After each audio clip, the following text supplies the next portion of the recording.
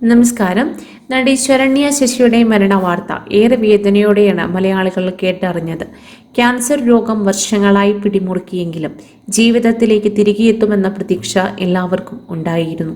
എന്നാൽ കൊറോണയെ നേരിടാൻ ആ പാവത്തിന് കഴിഞ്ഞില്ല.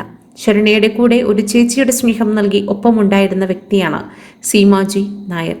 അതുകൊണ്ട് തന്നെ അവളുടെ വിയോഗം ഏറ്റവും കൂടുതൽ ദുഃഖം നൽകിയതും സീമയ്ക്കാണ്. ശരണ്യയെ സഹായിക്കാൻ എപ്പോഴും സീമ ഒപ്പമുണ്ടായിരുന്നു. ശരണ്യയ്ക്ക് സ്നേഹസീമ എന്ന വീടൊരുക്കിയത് സീമാജി നായരും ചേർന്നായിരുന്നു. ഇപ്പോൾ സോഷ്യൽ മീഡിയയിൽ വീണ്ടും വൈറലാകുന്നത് സീമാജി നായരും ശരണ്യയും ഒരുമിച്ചുള്ള ഒരു അഭിമുഖ വീഡിയോ ആണ്. അഭിമുഖത്തിൽ ശരണ്യയുടെ വാക്കുകൾ ഇങ്ങനെ: അസുഖത്തെക്കുറിച്ച് അറിയുമ്പോൾ എനിക്ക് സീമ ചേച്ചിയോ ചേച്ചിക്ക് എന്നെയോ അറിയുമായിരുന്നില്ല. ചേച്ചി ഔട്ട് ഓഫ് കേരളയായിരുന്നു. എന്നെ വിളിക്കുന്നുണ്ടായിരുന്നു ചേച്ചി. ഞാൻ സംസാരിക്കുന്നുണ്ട്. കടൽ കാണണമെന്നും പായസം കുടിക്കണമെന്നും ആഗ്രഹമുണ്ടായിരുന്നു എനിക്ക്. നാളെ ഞാൻ മരിക്കാൻ പോകുന്നു എന്നായിരുന്നു ധാരണ. ശരിക്കും മരിക്കാൻ പോവുകയാണെന്നായിരുന്നു വിശ്വസിച്ചത്. അനിയൻ പൊട്ടിക്കരഞ്ഞു. അമ്മയും തളർന്നു പോയിരുന്നു. പിന്നെയും സർജറി. അതിൻ്റെ ശേഷം ഞാൻ ഫീനിക്സ് പക്ഷിയെ പോലെ ഉയർത്തെഴുന്നേറ്റുവെന്നായിരുന്നു ശരണ്യ അന്ന് പറഞ്ഞത്.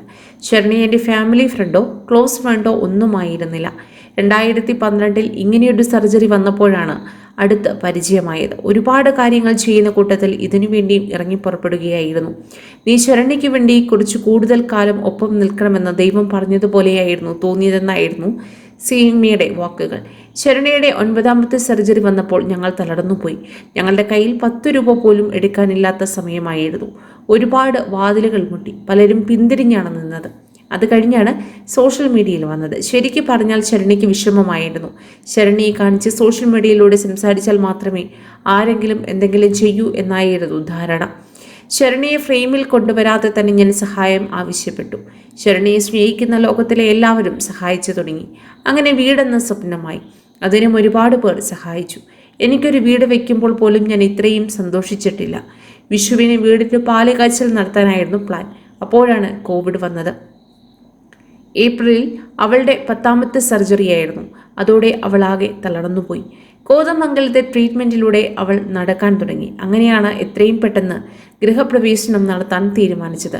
പ്രതിസന്ധികളൊക്കെ ദൈവം ഞങ്ങൾക്ക് മാറ്റി തന്നത് എന്ന് അന്ന് സീമാജി നായർ പറഞ്ഞു. എന്നാൽ ഇപ്പോൾ സീമയ്ക്കൊപ്പം ശരണ്യയില്ല. ആ വേദന സീമയെ ഏറെ തളർത്തിക്കളഞ്ഞിരിക്കുകയാണ്. കൂടുതൽ വാർത്തകൾക്കായി ഈ ചാനൽ സബ്സ്ക്രൈബ് ചെയ്യുക.